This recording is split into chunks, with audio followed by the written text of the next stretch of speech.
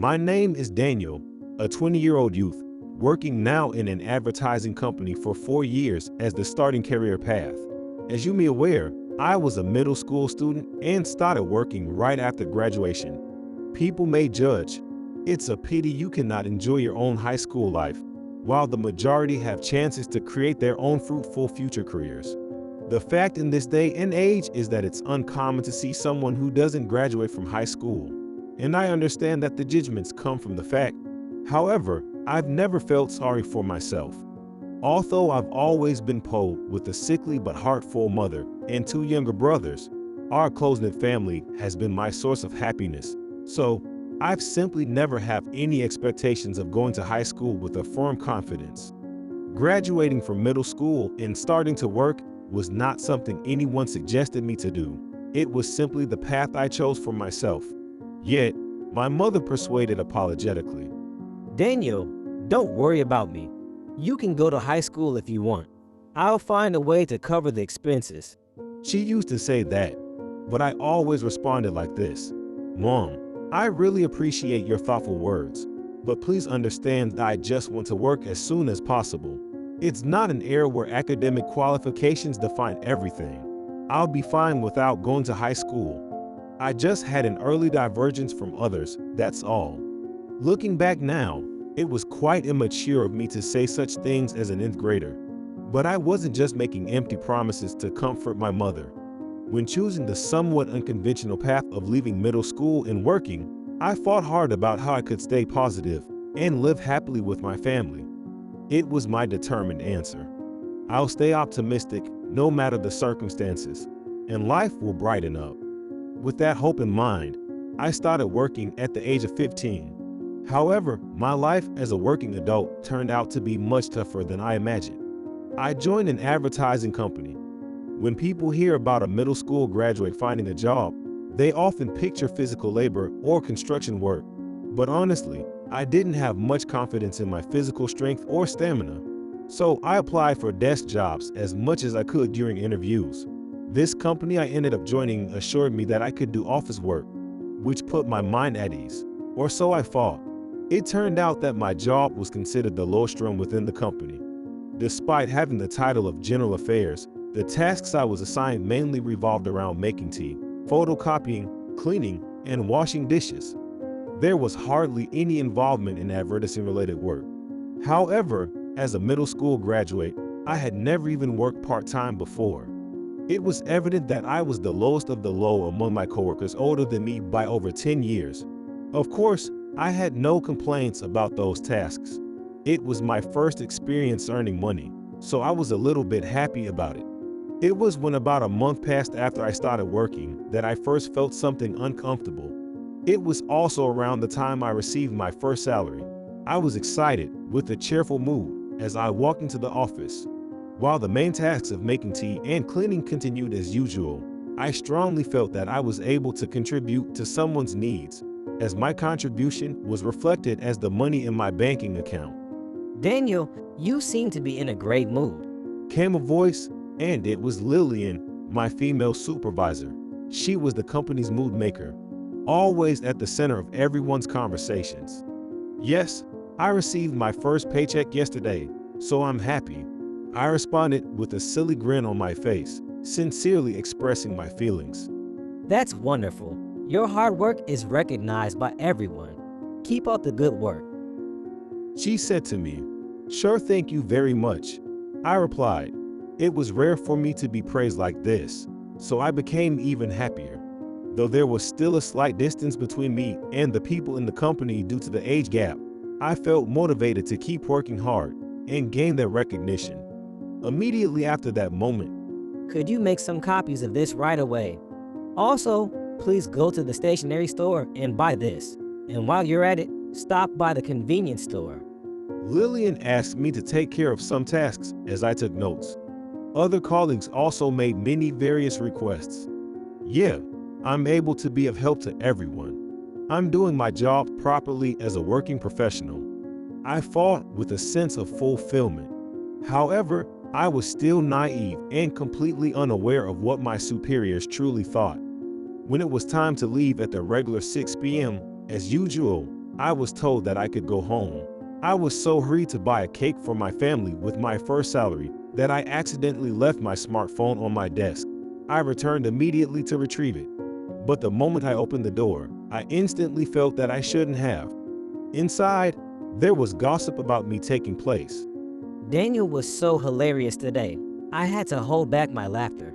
said Lillian. I had no idea what they were talking about since I couldn't recall doing anything funny, and it made me anxious. However, the other employees seemed to understand right away and responded with, "That it, true." Knowing that eavesdropping is not a good thing, I couldn't help but wonder nor move.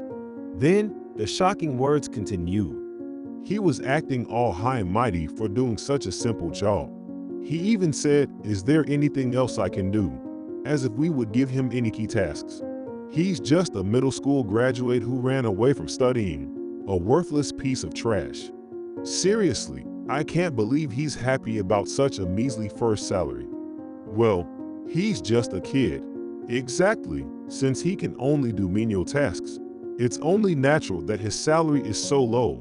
If anything, he should consider himself lucky to even receive a salary for that. Seriously, it's like we're babysitting a child. Honestly, he's more of a nuisance than anything. The supervisors who always greeted me kindly were now laughing while making such backbitings. It's true that my job mainly consisted of menial tasks, and it might not be considered a respectable job. But I had been doing my best, believing that I was making a small contribution and being helpful in some way. However, it turned out to be my silly belief. They have regarded me as a needed or even a nuisance.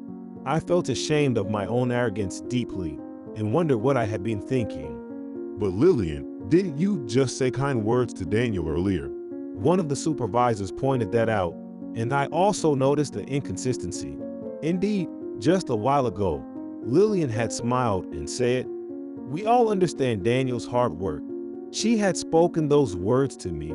It was hard to believe that she was now talking negatively about me behind my back. But Lillian instantly shattered the faint glimmer of hope I had. Oh well, it's just more convenient to flatter him, isn't it? He can be helpful for errands. Scary. With those words from Lillian, I realized that I had been misunderstanding everything since joining this company. Even when a trivial errand is assigned to me, I thought I was being relied upon or needed to some extent in this company. But I was just a burden, a useful errand boy. Everyone was only being nice to me for that reason. My mind went blank, and I took a strong step back, being shocked by my own powerlessness and serious betrayal of those whom I have believed. The step back accidentally hit the door, making a loud noise. Of course, everyone inside noticed the sound, and they seemed to realize my face so pale. However, they just exchanged glances and chuckled without showing any signs of concern. From their reaction, I sensed that my presence didn't matter to my superiors to the extent that they didn't even feel the need to apologize. I left my smartphone. I simply said those words, retrieved my phone from my desk, and quickly left the office. I wanted to believe that it was all just a nightmare, but instead, my nightmare-like days were about to begin from that moment onward. The next day when I went to work, my superiors' attitudes towards me were noticeably different. "Daniel, make these copies within 10 minutes. I spilled coffee earlier, so wipe it up, okay? It's about lunchtime, so go buy some sandwiches." The number of errands they assigned to me increased astonishingly, and their requests were made without any sugarcoating like before. Perhaps my superiors realized that their true thoughts had been exposed to me unintentionally, and there was no longer a need for them to put on a facade. Moreover, due to the excessive amount of errands they assigned me, I was no longer able to leave on time. Working 5 or 6 hours of overtime became the norm. I was ordered to come in early in the morning for cleaning tasks and subjected to sharp remarks. It was physically and mentally exhausting, and I thought about quitting my job multiple times. However, what kept me going were my family, who always supported me, and the existence of my past self, who had decided to live positively. I guess I'm a bit unusual for a guy, as I have a habit of keeping a diary. Whenever I felt fed up, I would look back at the words I wrote when I first joined the company. No matter the circumstances, staying positive will brighten up life. At that time, I probably couldn't comprehend truly difficult situations, which is why I was able to say something like that.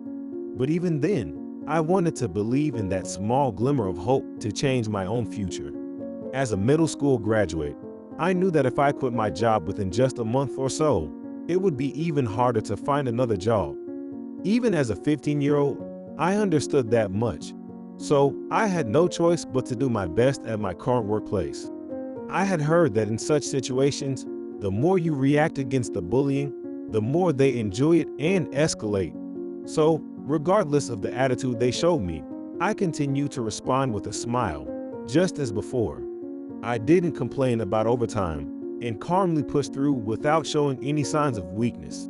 By doing so, I felt like the deliberate harassment started to decrease gradually. However, despite that, I continued to be subjected to sarcastic remarks, and the awkwardness with my superiors remained unchanged. But it was true that because I never became negative and always looked forward, I felt that I was able to change the current situation. Days like that continued for several years until one day, the company I worked for was going to be absorbed by another company, and there were discussions among the superiors about a social gathering with the new president and executives in the near future. I overheard their conversation about it. However, I had never been invited to any social events within the company before, and I didn't expect to be invited this time either. That's what I thought. But then Lillian came all the way to me and said, Daniel, are you coming too? I was genuinely surprised. Her eyes, is it okay? I foolishly still had expectations of getting closer to my superiors. Well, you're turning 20 now, right? Hearing Lillian's words, I was even more surprised. I had thought that I wasn't being invited because my superiors disliked me. But was it really just because I was underage? If that were the case, maybe I could finally interact with my superiors on equal terms.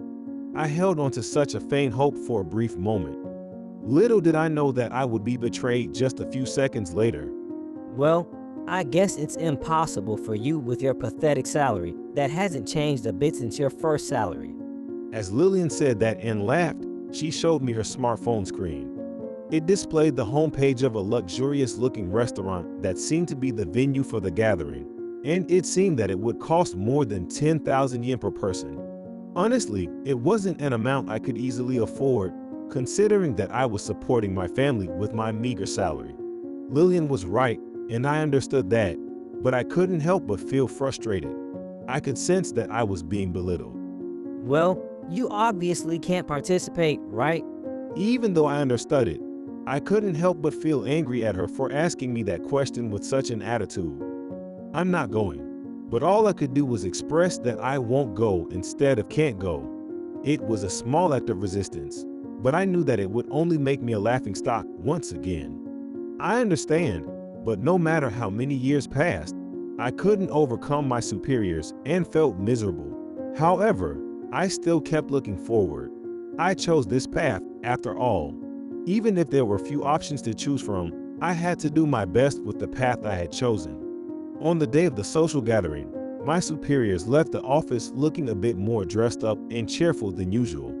I finished up the remaining tasks and planned to leave the office 2 hours later than everyone else. That's when the office phone rang. When I answered, it was Lillian, who said, The president wants to see you. Come to the designated restaurant right away. When Lillian hung up, she muttered with a click of her tongue. Why on earth did they choose someone like you? Honestly, I felt the same way. I had heard rumors about the new president. Apparently, they had started their own company in their 20s and made it successful in just 2 years. They were also rumored to have a good appearance and style. I couldn't fathom why such a president would call for me. Without knowing the reason, I arrived at the designated upscale restaurant. Lillian told me with a stern tone, Don't get carried away. They called you out of pity because they heard you couldn't afford to come. With those words from Lillian, I was led to meet the president. The president was indeed young, to the point where I doubted if they were really the president. Even from a guy's perspective, they were good looking. and the sparkling aura around them made it hard to believe they were just an ordinary person. I apologize for calling you in so suddenly. The president said that and looked directly into my eyes. What is it? I was a little nervous because I had never been looked at by someone so closely. The president then called my name. You're Daniel, right? Yes, but I had just arrived, so I hadn't introduced myself yet. I wondered if someone had informed them in advance, but both Lillian sitting next to me and the other superiors seemed surprised, so it didn't seem like that was the case. Then why does the president know my name? I desperately tried to think. Then the president said something unexpected. Do you remember? We actually met when you were in the first year of the middle school. I had absolutely no recollection of meeting the president during my first year of the middle school.